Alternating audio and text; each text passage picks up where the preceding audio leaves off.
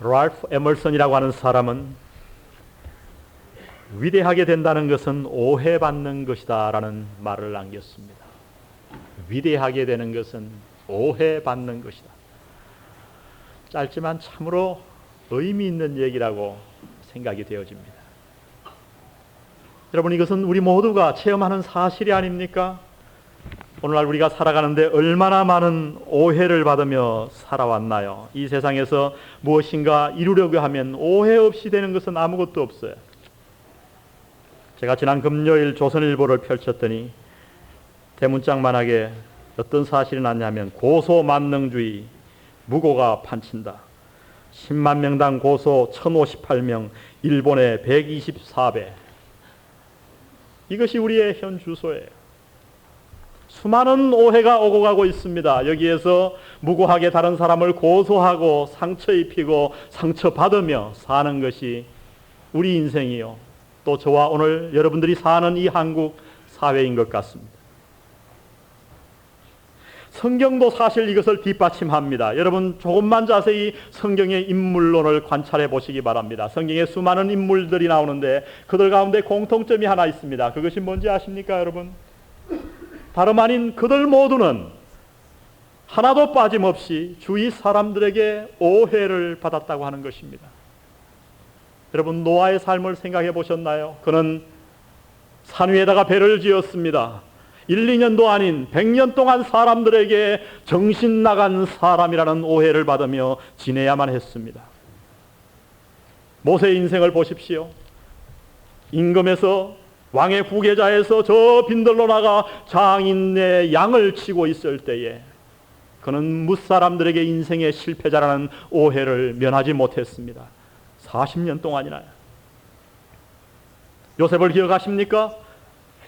그는 형들에게도조차 저는 꿈꾸는 자, 다시 말하면 허황된 것을 늘 생각하며 사는 자라는 오해를 받으며 지내왔습니다. 그러나 결국 그의 꿈은 이루어졌습니다. 에스겔, 다니엘, 예레미야 모두가 주위 사람들의 오해로 말미암아 고통받았던 사람들입니다.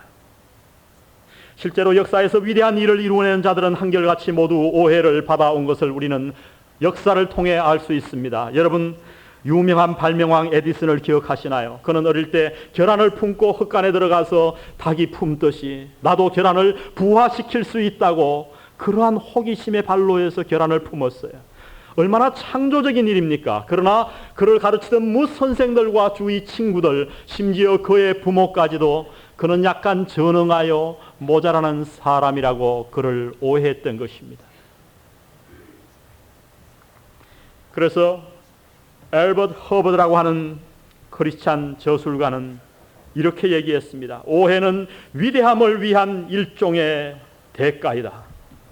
오해는 위대함을 위한 일종의 대가이다. 그러면서 그는 중요한 한마디를 더 첨부하고 있습니다. 그것은 다름 아닌 위대함의 마지막 증거는 오해 그 자체가 아니라 오해를 아무 적개심 없이 견딜 수 있는 그의 성품이다. 무슨 얘기일까요? 과거 모든 위대한 사람들이 주위 사람에게 오해를 받아왔습니다. 그러나 오해받은 그 자체가 그들을 위대하게 만든 것이 아니라고 하는 겁니다. 오해가 중요한 게 아닙니다. 문제는 오해 받았느냐 아니 받았느냐가 아니라 내가 오해 받았을 때 그 오해에 대해서 어떻게 반응했느냐인 것입니다.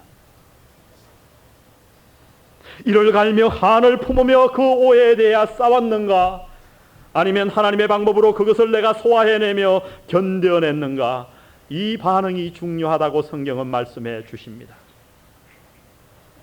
여러분 어떠십니까? 아마 이 자리에 앉으신 분 가운데 한두 번쯤 오해 받아보지 않은 분들은 아무도 없을 겁니다. 그러나 오늘 한번 여러분 스스로에게 질문해 보시기 바랍니다. 오늘 여러분이 오해 받았느냐 아니냐는 중요하지 않습니다. 그러나 오늘 물어야 할 질문은 여러분이 과거 어느 시점에서 수많은 사람들에게, 친척들에게, 교인들에게 오해 받았을 때 여러분 그 오해에 대해 어떻게 반응해 오셨습니까? 이것은 그리스도인이라면 누구라도 물어야 할 질문인 겁니다. 오늘 성령의 조명함을 통해 여러분의 과거의 수많은 주위 사람들의 오해로부터 여러분이 어떻게 반응해 나가셨는가를 살펴보며 이 말씀 가운데 우리가 이 인생에서 오해의 늪을 어떻게 건너갈 수 있는가를 발견하시기를 주의 이름으로 축원드립니다. 오늘 저와 여러분은 지금 사도 바울의 3차 전도 여행을 공부하고 있습니다. 오늘 본문에 보니까 사도 바울은 20년 만에 드디어 예루살렘에 돌아오게 됩니다. 여러분, 얼마나 오고 싶었던 곳이었겠습니까?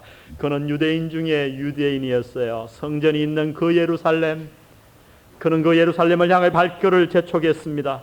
그러나 우리가 지난주에 공부한 대로 수많은 사람들이 그가 예루살렘 가는 것을 막았습니다. 빌립의 네 딸은 눈물을 흘리며 그를 막았고 제자들은 바지를 붙들고 늘어지며 만류했으며 동력자 누가까지도 나서서 그가 예루살렘에 가는 것을 막아섰습니다. 이 수많은 만류에도 불구하고 그는 드디어 예루살렘 근처까지 와서 예루살렘을 향해 발걸음을 옮겼습니다. 여러분, 얼마나 기뻤겠습니까?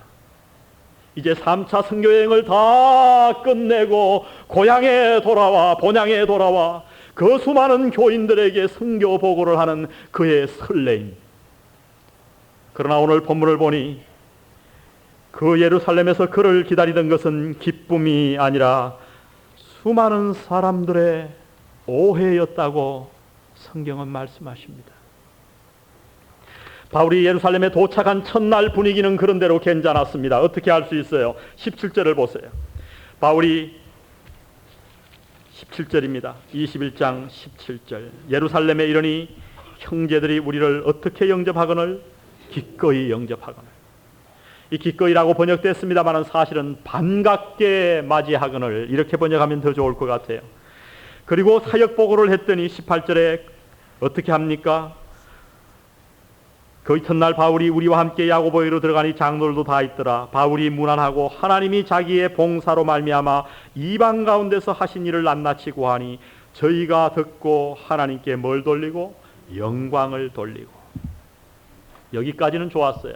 그런데 그 이튿날 그 야고보와 장로들이 아주 근심스러운 얘기를 꺼내놓는 거예요. 그 근심스러운 얘기가 바로 20절 하반절에 있습니다. 영광을 돌리고 바울들어 이르되 형제여 그래도 보는 바에 유대인 중에 믿는 자 수만 명이 있으니 다 율법에 열심히 있는 자라. 내가 이방에 있는 모든 유대인을 가르치되 모세를 배반하고 아들들에게 할례를 하지 말고 또 규모를 지키지 말라 한다 함을 저희가 들었도다. 이게 웬일입니까? 한 가지 굉장히 근심거리가 생겼어요. 무슨 얘기냐면 유대인 중에 믿는 자 수만 명, 다 율법에 열심히 있는 자. 여러분, 이 사람들이 도대체 누구입니까? 이것을 아는 것은 굉장히 중요합니다.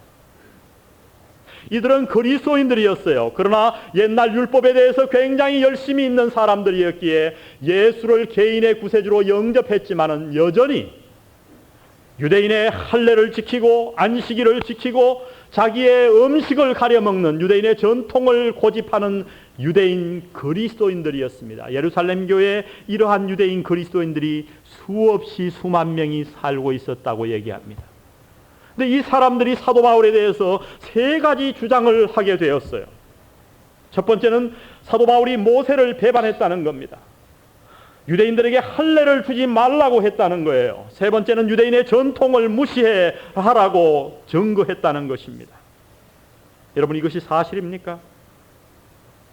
오늘 이 설교를 듣는 여러분 가운데도 사실입니다 라고 얘기할 수 있는 분이 계실지 모르겠어요. 그러나 여러분, 이것은 전혀 사실이 아니에요. 왜요? 사도 바울이 가르친 것은 이방인이 구원받기 위해 할례가 필요 없다고 가르쳤어요.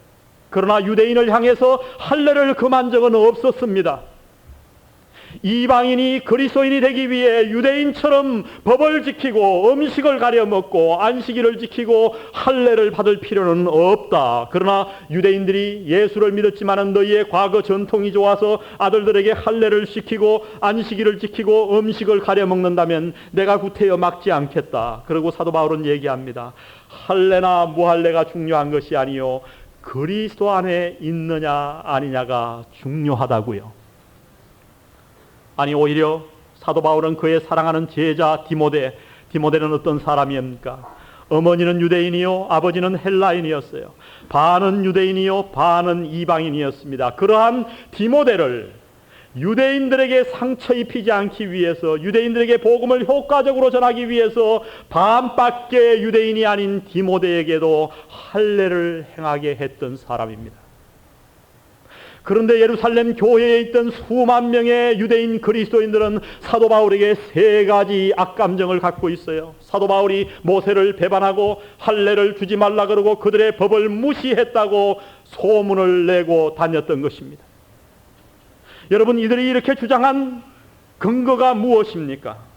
아주 중요한 말씀을 오늘 여기에 해주시는데 21절 마지막을 보세요. 또 규모를 지키지 말라 한다 함을 저희가 뭐하였도다? 들었도다. 근거가 뭐예요? 들었어요. 누구에게서요? 아무도 몰라요. 증거가 있나요? 아무것도 없어요. 증인이 있나요? 아무도 없어요. 그런데 예루살렘 교회에 있는 수만 명 교인들에게 사도 바울이 행치 않았던 이 일들이 기정사실화 되어버린 거예요. 여러분, 이 일을 가볍게 보지 마세요. 여러분의 일로 한번 생각해 보세요. 20년의 선교 사역을 마치고 이제 이 위대한 교회 예루살렘에 와가지고 선교 보고를 하기 위해 6월절 날 수많은 유대인들에게 복음을 전하기 위해 그 수많은 사람의 만류에도 불구하고 예루살렘 교회에 당도했습니다. 거기에는 아는 사람이 있었기에 기억했을 거예요. 그래서 사도 바울이 예루살렘 교회에 와서 이 집사님 하고 악수를 합니다. 이 형제님, 김 형제님. 근데 웬일입니까? 20년 만에 그 수고를 하고 선교 사역을 나갔다 온 사도 바울을 두 손을 덥적 잡고 선교사님 고생하셨죠. 이렇게 맞아야 할 교회가 이 집사님 냉담한 반응을 하는 겁니다. 여러분 같으면 어찌하시겠습니까? 수많은 소문이 아마 들려왔을 것 같아요. 어느 한 사람이 악감정을 가지고 사도 바울의 말을 퍼뜨린 것 같습니다. 한 집사님이 얘기합니다. 김 집사님, 사도 바울 선생 얘기를 들었어요. 아니, 못 들었는데요. 우리 고린도에 사는 이종 사촌이 얘기하는데 사도 바울이 드디어 모세를 배반했다 그러던데요. 그래요? 그 인간이 할례도 주지 말라 그랬대요. 그게 유대인입니까? 족보에서 제명할 사람이네. 소문에 소문이 퍼져나가 예루살렘 교회는 수만 명의 사람들이 사도 바울에 대해서 악감정을 가지고 있었습니다. 여러분, 저 같으면 20년 선교를 마치고 우리 교회에 돌아왔더니 사람들이 그렇게 반응을 해요. 왜인가 하고 살펴봤더니 내가 행하지 않은 헛소문이 다 퍼진 거예요. 저 같으면 그냥 있지 않았을 것 같아요. 나와서 마이크를 잡았을 겁니다. 나와봐. 내가 그랬다고 말한 사람 나와봐. 한번 따져보자. 얼마나 펄펄 뛰고도 남을 일입니까, 여러분? 여러분의 일로 생각해 보세요. 얼마나 억울하고 얼마나 답답한 일이었겠어요. 그러나 오늘 성경 본문은 놀라운 사도 바울의 모습을 우리에게 증거해 주십니다. 그는 펄펄 뛰지도 않았고 변명하지도 않았고 그들이 하는 얘기를 그저 조용하게 듣고 있었다 말씀하십니다. 이 커다란 온 교회에 퍼져 있는 오해, 도대체 이것을 어떻게 풀 수 있단 말입니까? 아마 야고보와 다른 모든 사도들은 사도 바울이 그렇지 않다는 걸 알았던 것 같아요. 그런데 이 소문을 진정시키기에는 너무 늦어버렸어요. 수만 명이 그렇게 믿고 있었어요. 그래서 그들은 이미 국리를 하다가 사도 바울 보고 이런 권면을 합니다. 타협안을 제시하는 거예요. 그 타협안이 22절부터 나와 있습니다. 오늘 성경을 여러분이 잘 읽으시면 아주 재미있게 읽으실 수 있어요. 22절. 그러면 어찌할꼬 저희가 필연 그대에 온 것을 들으리니 우리의 말하는 이대로 하라. 서원한 네 사람이 우리에게 있으니 저희를 데리고 함께 결례를 행하고 저희를 위하여 비용, 돈을 내어 머리를 깎게 하라. 뭔 얘기예요? 이 네 사람이 지금 이발비가 없다는 얘기입니까? 이발비가 상당히 비쌌던 모양이죠. 여러분, 여러분이 민수기 6장의 나실인의 법을 알지 못하면 이 사도행전 21장 22절을 이해할 수가 없어요. 제가 몇 구절을 읽어드립니다. 나실인의 법은 이러하니라. 자기 몸을 구별한 날이 차면 그 사람을 회막문으로 데리고 갈 것이요. 그는 여호와께 예물을 드리되 번제물로 일련된 흠없는 수양 하나와 속죄제물로 일련된 흠없는 어린 암양 하나와 화목제물로 흠없는 수양 하나와 양만 해도 3마리예요. 무교병 한강주리와 고운 가루에 기름 섞은 과자들과 기름 바른 무교 전병들과 그 소제물과 전제물을 드릴 것이요. 그것들을 여호와 앞에 가져다가 속죄와 번제를 드리고 화목제물로 수양해 무교병 한강주리를 아울러 여호와께 드리고 그 소제와 전제를 드릴 것이요. 18절을 다 같이 읽습니다. 시작. 자기 몸을 구별한 나시리는 회막문에서 그 머리털을 밀고 그것을 화목제물 밑에 있는 불에 둘지며. 머리털을 밀고 무슨 얘기예요? 하나님 앞에 여러분이 어떤 서원을 했단 말이죠. 하나님, 내가 3년 동안 포도주와 독주를 마시지 아니하고 나시른으로 내 몸을 하나님 앞에 거룩하게 드리겠나이다 서원을 합니다. 그러면 그 서원한 날로부터 포도주와 독주만 먹지 아니하는 게 아니고 이발을 못했어요. 나시린의 법. 근데 3년이 다 찼어요. 그러면 그 서원이 끝나면 하나님이 자기의 헌신을 아름답게 받아주셔서 감사하다는 표시로 나와서 양 3마리와 무고병 1주리와 수많은 돈이 많이 드는 것들을 제단 앞에 갖고 나와 제사를 드려야 했습니다. 그런데 오늘 이 4사람은 아마도 서원의 기약은 다 끝났는데 돈이 없어 머리를 깎지 못했어요. 결례의 만기를 이루지 못했어요. 그래서 이 당회원들이 회의를 해가지고 사도 바울에게 무엇을 얘기했냐면, 당신이 이러이러한 누명을 쓰고 있으니까 어떻게 하면 되겠느냐. 당신이 돈을 내어가지고 이 사람을 데리고 가서 그 사람들과 같이 성전에 가 결례를 행하라. 여러분 같으면 하겠어요?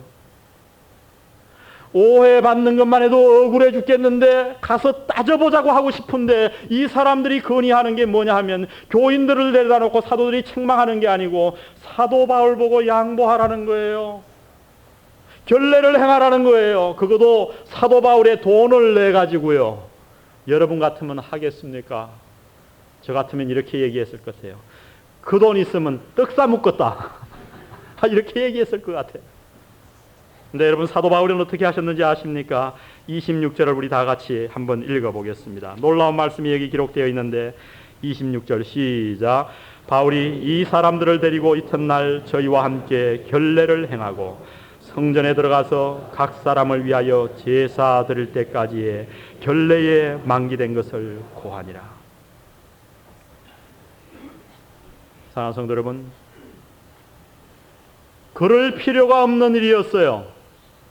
그러나 바울은 그들의 오해에도 불구하고 섭섭함에도 불구하고 그들의 요구대로 다 이행했다고 본문은 말씀해 주십니다. 왜 사도 바울이 이렇게 했을까요? 거기에는 이유가 있었어요. 고린도전서 9장 19절 20절에 그 이유가 기록되어 있는데 사도 바울은 이렇게 얘기합니다. 내가 모든 사람에게 자유하였으나 스스로 모든 사람에게 종이 된 것은 더 많은 사람을 얻고자 함이라. 유대인들에게는 내가 유대인과 같이 된 것은 유대인들을 얻고자 함이요 율법 아래 있는 자들에게는 내가 율법 아래 있지 아니하나 율법 아래 있는 자같이 된 것은 율법 아래 있는 자들을 얻고자 함이요. 여러분, 이것이 사도 바울의 철학이었어요. 오해받는 것만 해도 억울하지만은, 그러나 사도 바울은 그것을 생각하지 아니하고 자기의 억울함을 생각하지 아니하고 한 걸음 더 나아가 그들의 안을 수용하고 자신의 철학을 양보했다고 하는 것입니다. 그 결과 예루살렘 교회에는 평화가 왔다고 본문은 증거해 주십니다. 사랑하는 성도 여러분, 어떻게 우리가 이 오해가 많은 이 세상 오해의 늪을 지나갈 수 있겠는가? 하나님은 오늘 우리에게 이 아침 부탁하십니다. 그 방법은 다름 아니라 먼저 우리 안에 사랑과 타협의 마음을 가지라 말씀하십니다. 사랑과 타협의 마음 없이 이 오해 많은 세상을 살아가기가 힘들다 말씀하세요. 여러분, 오늘 본문이 도대체 오해에 대해서 무엇을 가르치나요? 몇 가지를 가르쳐 주는데 첫 번째는 오해는 불가피하다는 거예요. 오해는 있을 수도 있고 없을 수도 있는 게 아니라 오해는 반드시 따라오는 것이라고요. 이 세상을 살면서 오해받지 않을 사람은 아무도 없다고 얘기합니다. 두 번째, 그 오해의 이유는 예측 불허하다는 겁니다. 내가 꼭 오해받을 만한 짓을 해서 남들이 오해하는 것이 아니고, 나는 좋은 마음으로 좋은 일을 행했지만은 사람들이 내 동기를 잘못 이해하고 나를 오해할 수도 있다고 성경은 가르쳐 주십니다. 문제는 오해가 있느냐 없느냐, 내가 오해를 받느냐 아니냐가 아니라, 내게 오해가 찾아올 때, 내가 오해를 받을 때 그 오해를 어떻게 다룰 것인가 하는 우리의 태도인 것입니다. 같이 싸울 것인가? 감정의 노예가 되어 펄펄 뛸 것인가? 그래서 나를 오해하는 자와 관계를 청산해버리고 원수지간을 맺으며 평생을 살 것인가? 아니면 그것이 무엇이든 누가 나를 오해했건 상관없이 하나님 앞에서 나의 태도를 올바로 가지며 사랑과 양보의 마음으로 남은 평생을 살 것인가? 우리는 스스로 선택해야 합니다. 여러분, 이 태도가 우리에게 중요한 것은 이 오해에 대한 우리의 태도가 바로 우리의 성품을 보여주기 때문입니다. 내가 오해에 대해서 어떠한 성품과 어떠한 태도를 가지고 살아가느냐, 그것이 나의 신앙의 척도라고 하는 겁니다. 여러분, 신앙이란 쉬운 게 아니에요. 교회 와서 할렐루야 찬양하고 기도하고 끝나는 것이 신앙생활이 아니라 말이에요. 수많은 직장 가운데서 바깥 생활에서 사람들이 나를 오해할 때 그 오해에 대해 내가 어떻게 반응하는가, 하나님은 그것을 통해 우리의 신앙 인격을 판단하시는 겁니다. 사랑하는 성도 여러분, 오해받을 때 성경이 요구하는 우리 그리스도인들의 태도가 무엇인가요? 보복과 대치입니까? 아닙니다. 사랑과 타협인 줄 믿습니다. 양보하십시오. 오해 풀 수 없습니까? 오해 받으십시오. 여러분이 한 걸음 양보하시고 한 걸음 그의 의견에 타협하십시오. 내가 안 했다고 펄펄 뛸 때 거기에는 불화와 싸움밖에는 아무것도 없어요. 오늘 사도 바울의 태도를 통해 하나님은 우리에게 사랑과 양보를 강요하십니다. 여러분, 사도 바울에 관한 오해가 여기서 끝났으면 얼마나 좋았겠어요. 그러나 한 오해를 정리하고 나니까 또 다른 더 큰 오해가 사도 바울에게 찾아왔습니다. 27절 보십시오. 그 이래가 그의 참에 아시아로부터 온 유대인들이 성전에서 바울을 보고 모든 무리를 충동하여 그를 붙들고 외치되, 이스라엘 사람들아 도우라. 이 사람은 각처에서 우리 백성과 율법과 이곳을 회방하여 모든 사람을 가르치는 자인데 또 헬라인을 데리고 성전에 들어가서 이 거룩한 곳을 더럽게 하였다. 여러분, 우리가 잘 아는 대로 이스라엘 사람들은 이 성전에 아무나 못 들어오잖아요. 대제사장만 지성소에 1년에 한 번 들어가요. 성소에는 제사장들이 들어갔어요. 유대인 남자 가운데 특별한 사람만 들어갔어요. 여인들만 들어가는 곳이 따로 있었고 이방인들이 들어가는 곳이 따로 있었어요. 이방인들은 성소에 못 들어가게 큰 벽을 쌓아놨어요. 근데 이들이 고소하는 내용이 뭐냐면 지금 사도 바울이 헬라 사람 드로비모를 데리고 성전에 들어갔다는 거예요. 여러분, 사실입니까? 사실인지 한번 확인해 보십시오. 29절 보십시오. 이는 저희가 전에 에베소 사람 드로비모가 바울과 함께 어디에 있음을 보고, 성내에 있음을 보고 바울이 저를 성전에 데리고 들어간 줄로 뭐 하였다고요? 생각함일러라. 사도 바울은 헬라 사람을 예루살렘 성 안에 데리고 갔는데 이 사람들은 성전에 데리고 들어갔다고 생각했다고 말씀합니다. 그리고 무리를 충동하는 거예요. 이 충동하는 사람들은 누굽니까? 이들은 그리스도인이 아니에요. 사도 바울이 1차, 2차, 3차 전도여행에서 소아시아에서 선교할 때마다 따라와서 그를 반대하던 이 유대인들이 데살로니가, 에베소, 빌립보 이런 등지에서 다 몰려와가지고 이 6월절 날 사도 바울을 지금 고소하고 있는 겁니다. 그래서 어떻게 합니까? 사도 바울의 멱살을 잡아 성전에서 그를 끌어내고 성전문을 꽝 닫아버립니다. 어떤 의미죠? 너 같은 것은 성전에 들어갈 자격도 없다. 성소를 더럽힌 자가 아니냐. 그리고 데리고 와서 사도 바울을 막 때립니다. 한참 때리고 돌로 쳐 죽이려고 하는 그 순간 로마의 천부장이 군사를 끌고 와서 사도 바울을 구해줍니다. 왜요? 그 당시 기록을 읽어보면요, 이 로마의 백부장 천부장들에게 가장 중요한 건 뭐냐 하면 자신이 다스리는 사회에 데모가 없게 하는 거예요. 소란이 없게 하는 거예요. 소란이 로마에 보고되면 그의 목이 날아가는 거예요. 이 사람은 사도 바울을 구하려고 온 게 아니었고 막 성내에 소란이 있으니까 군사들을 데리고 와서 소문 날까 봐 빨리 소란을 잠재운 겁니다. 그래서 좌우경황을 보니까 한 사람 때문에 그런 것 같단 말이죠. 돌로 치려고 그래요. 그래서 사도 바울을 구했어요. 그를 데리고 가는데 사도 바울이 히브리 말로 아마 물었던 것 같아요. 천부장이여, 내가 당신에게 얘기할 수 있겠습니까? 천부장이 예루살렘을 다스리는 천부장이니까 아마 그도 히브리 말을 어느 정도 한 것 같아요. 유창하게는 아니고. 그러니까 네가 헬라 말을 아느냐? 그랬어요.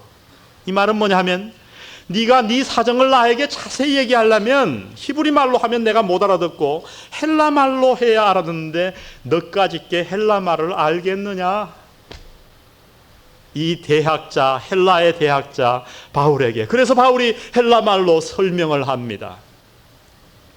그리고 그 화난 군중들을 조용히 시키기 위해 앞에 나가 마이크를 붙잡고 그는 그 모든 사람들에게 헬라 말이 아닌 히브리 말로 얘기합니다. 오늘 우리 말로 말하면 부산 사투리로 얘기한 겁니다. 보이소? 그랬더니 어떻게 됐어요? 22장 2절을 보세요. 나는 22장 2절 저희가 그 히브리 뭐로 말함을 듣고 방언으로 말함을 듣고 더욱 종용한지라. 조용해졌습니다. 사랑하는 성도 여러분, 우리가 어떻게 오해의 늪을 지날 수 있나요? 사랑과 타협과 양보의 마음이 필요합니다. 그러나 또 하나 오늘 본문은 우리에게 중요한 진리를 가르칩니다. 우리가 오해의 늪에 빠져 있을 때 우리에게 필요한 것은 하나님의 경륜을 바라보는 믿음의 마음이 필요하다 말씀합니다. 따라해 보겠습니다. 하나님의 경륜을 바라보는 믿음의 마음, 이 마음이 필요합니다. 오해란 것은 여러분 당할 때에는 너무너무 원통하고 억울해요. 더군다나 그것으로 인해서 치명적인 손해를 내가 입게 되면 내 마음 안의 상처는 지워질 수가 없는 겁니다. 그러나 여러분 그리스도인들은 이러할 때 어떻게 해야 됩니까? 하나님은 말씀하십니다. 하나님께 맡기라 말씀합니다. 그 오해 받음을 통해서도 하나님은 우리에게 선을 이룰 수 있는 분이심을 믿으라고 말씀합니다. 이 우주의 역사, 내 인생의 역사는 환경에 의해 저절로 되는 것이 아니고 하나님이 너를 붙잡고 있으니 나에게 맡기라. 그래서 너는 나만 하나님만 바라보라 말씀하십니다. 유망한 신학자 존 벨러벨은 이런 말을 했습니다. 인간의 한계 상황이 하나님의 기회이다. 우리 인간의 힘으로는 이제 끝났다. 속수무책이다. 이 소문을 어떻게 할 건가? 이 온 사방에 다 퍼져버린 이 오해를 내가 어찌 씻을 수 있단 말인가? 그러나 우리가 그렇게 좌절할 때 하나님께서 새로운 기회를 만드실 줄 믿으시기 바랍니다. 하나님이 역사하세요. 우리 침례교회 유명한 목회자 스펄전 목사님, 제가 어느 날 그의 일기를 읽는데 참 놀라운 것을 발견했어요. 그도 목회하다가 굉장히 낙심했더라고요. 교회에 안 좋은 소문이 쭉 돌기 시작해서 그 오해를 풀려고 몸부림을 쳤지만은 도저히 힘들었어요. 솟아오르는 소문, 오해를 어떻게 할 수 없었어요. 그래서 그가 사임하려고 했습니다. 사임을 생각하고 마지막 신방을 하기 위해서 교인들을 쭉 신방을 하는데 그의 교인 가운데 농사를 짓는 농촌에 가게 되었어요. 여기 가서 다 식사를 마치고 예배를 드리고 나와서 걸어나와서 나오는데 그 집에 소가 몇 마리 있었는데 이 소가 우리에 이렇게 있는데 소들의 모습이 이상해요. 그냥 뭐 이렇게 누워있던가 이런 게 아니고 소우리가 소의 목까지 나와 있는데 그 우리 바깥으로 목을 빼고 저 풀밭을 이러고 쳐다보고 있는 거예요. 넋이 빠져라 거기만 쳐다보고 있는 거예요. 몇 마리, 한두 마리도 아니고 여러 마리가. 그래서 너무너무 신기해가지고 주인에게 스펄전 목사님이 물었습니다. 아, 주인 웬일이요? 소가 왜 저렇게 목을 빼고 저 밖을 쳐다보고 있는 거예요? 그랬더니 주인이 이런 대답을 합니다. 목사님, 그도 그럴 것이 소가 담장을 뚫을 수도 없고 그 우리를 넘을 수 있는 것도 아니고 주인이 언젠가 문 열어주기만을 기다리는 거지요. 그 말을 듣는 순간 스펄전의 목사님의 벼락 같은 것이 와닿았습니다. 아, 그렇구나. 나는 지금 우리에 갇혀 있구나. 이 고난의 벽에 갇혀 있는데 내가 여기서 울고 좌절하고 통곡할 것이 아니라 이 고난의 벽을 넘어 하나님께서 언젠가 나를 저 푸른 초장으로 인도해 주실 저 푸른 불밭을 내가 바라보며 하나님을 기다려야겠구나. 그는 너무너무 기뻐서 뛰어와서 일기에다가 그날의 제목을 이렇게 썼습니다. 소를 통하여 받은 훈계. 예, 그렇습니다. 사랑하는 성도 여러분, 믿음이란 무엇인지 아십니까? 그것은 기다림입니다.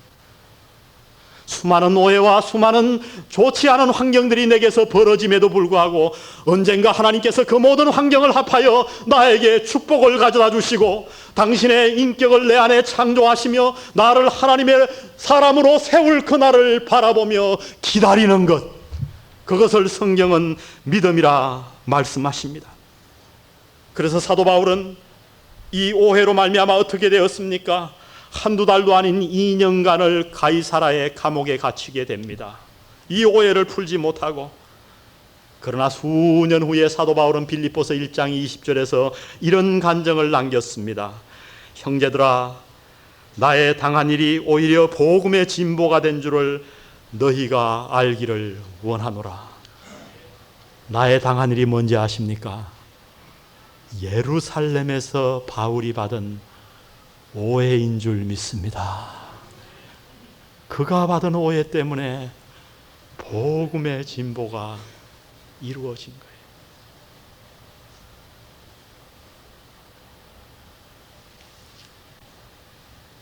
사랑하는 성도 여러분, 최근에 어떤 오해를 받으셨습니까?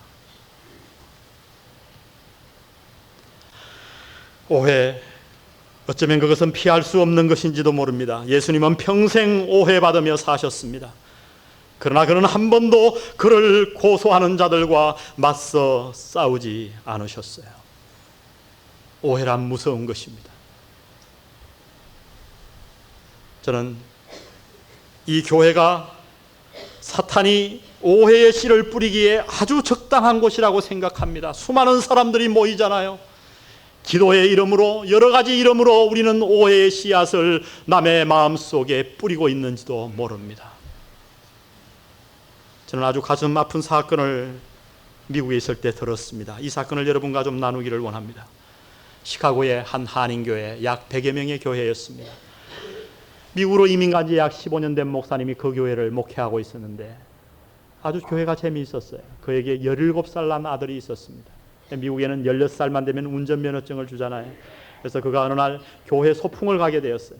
그래서 야외 예배를 가니까 목사의 아들이니까 잔뜩 자기의 짐에다가 차에다가 짐을 싣고 그 야외 예배 드리는 장소로 가다가 기름이 떨어져서 휘발 주유소에 들렸단 말이죠.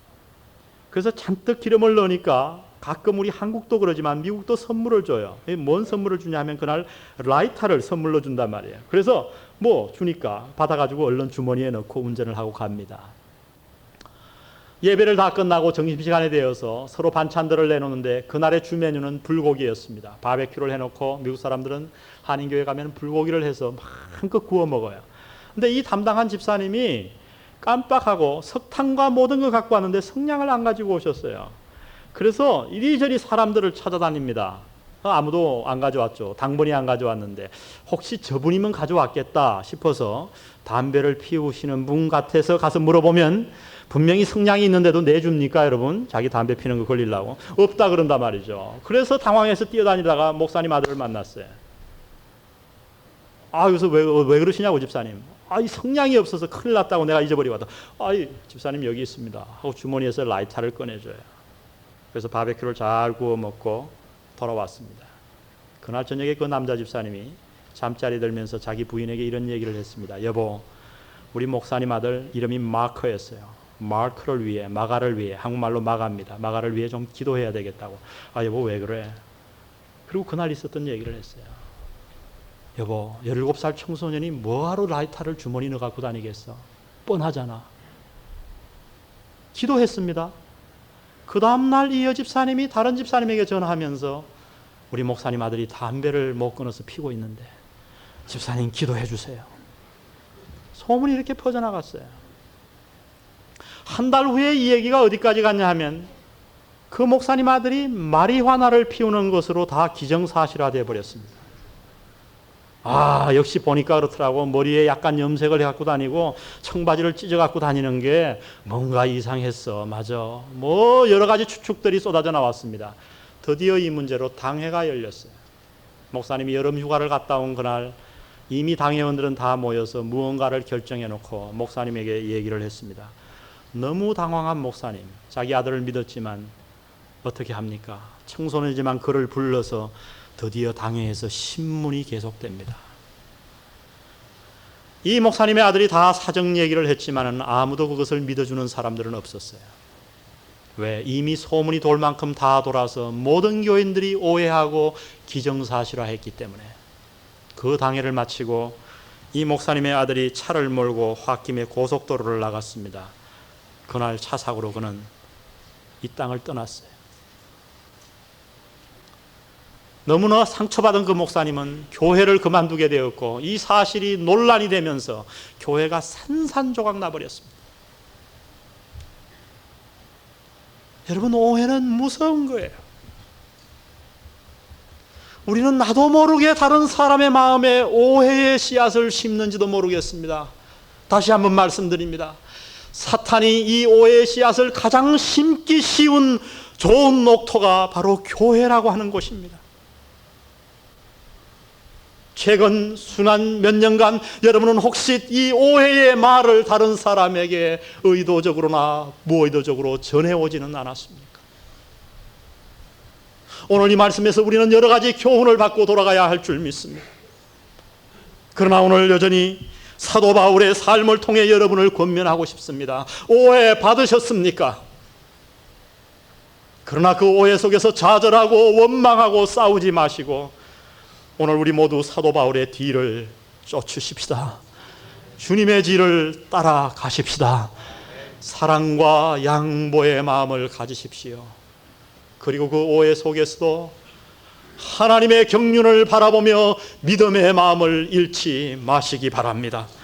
우리가 이 모든 고난의 길을 다 견딘 다음에 하나님께서 너무나 아름다운 축복을 저와 여러분에게 주실 것을 믿으시기를 바랍니다.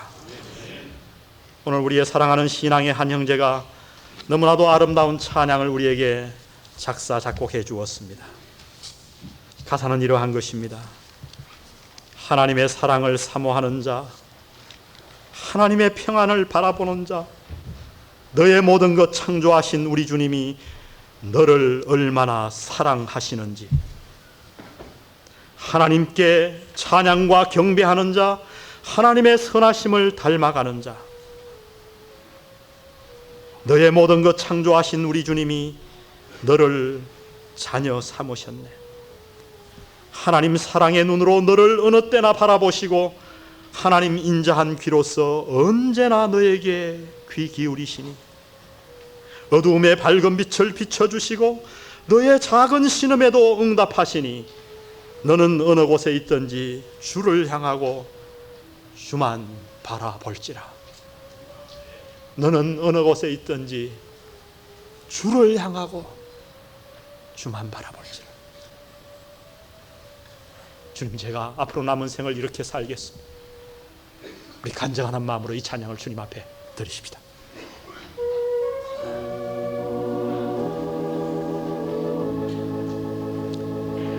하나님의 사랑을 사모하는 자, 하나님의 평안을 바라보는 자, 너의 모든 것 창조하신 우리 주님이 너를 얼마나 사랑하시는지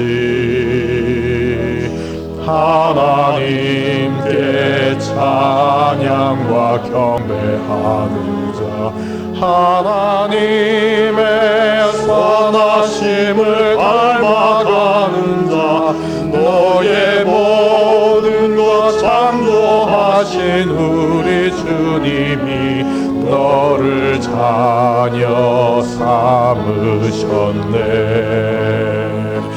하나님 사랑의 눈으로 너를 어느 때나 바라보시고 하나님 인자한 귀로서 언제나 너에게 기울이시니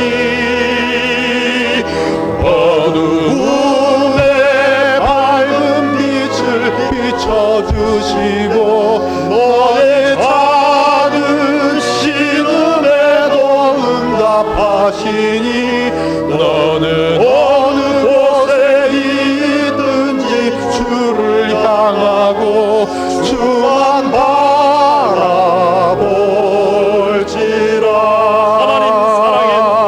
하나님 사랑의 눈으로 너를 어느 때나 바라보시고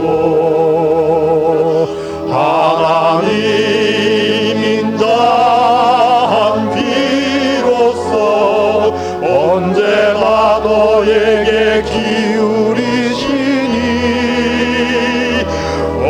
어두움에 밝은 빛을 비춰주시고 너의 작은 신음에도 응답하시니 어느 곳에 있든지 주를 향하고 주만 바라볼지라.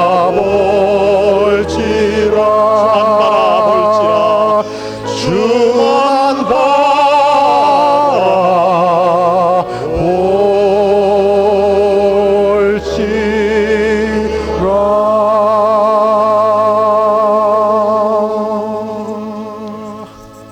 기도하십시다.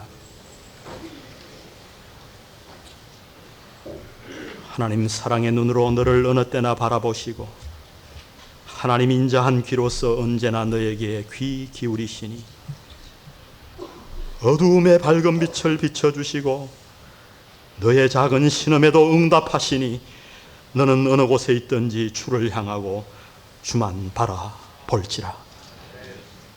주님, 이 말씀에 우리가 순종하겠습니다. 수많은 오해와 수많은 고난의 폭풍이 우리 인생에 달아옴을 저희들이 보고 있습니다. 주님, 그러나 그 폭풍 속에서 주님께서 우리 안에 창조하신 이 고귀한 그리스도인의 인격을 잃지 않게 도와주옵소서. 사랑과 양보와 타협의 마음을 갖게 하시고 하나님의 섭리를 바라보며 믿음의 마음으로 주를 바라보는 놀라운 영한 성도들 되게 인도하여 주옵소서. 특별히 고통 가운데 있는 자들을 주님 도우시옵소서. 그들의 눈을 들어 하나님을 바라보게 도와주시고 훗날 하나님께서 모든 것을 합력하여 선을 이루어 주실 것을 믿으며 오늘 하루하루 당한 고난, 이 어려움의 세상을 헤쳐나갈 수 있도록 축복하여 주시옵소서. 예수님의 귀하신 이름으로 기도드렸습니다. 아멘.